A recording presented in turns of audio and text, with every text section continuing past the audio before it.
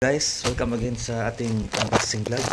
Mag-unbox tayo guys mula sa inline o sa Shopee.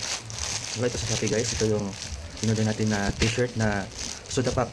Yung sumayaw na Soda Pop. Tapos Saja Boys. Yung sumayaw nito.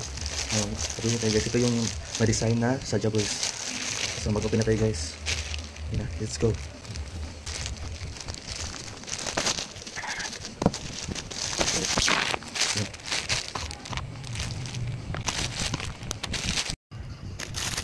Ngayon guys, i-open natin itong plastic para makakas natin itong t-shirt. Ayan. Ito guys.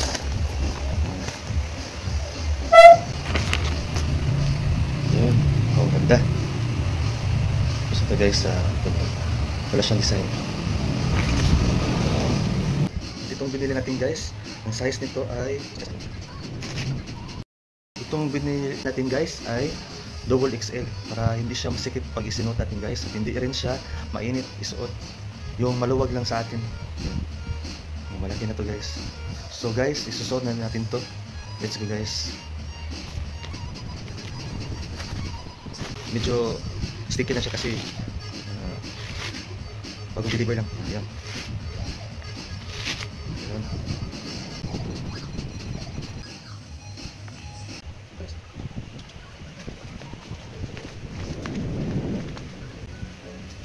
Yeah. Wow. Nakakapogi siya guys. Yeah. Ready siyang pogi. Wow.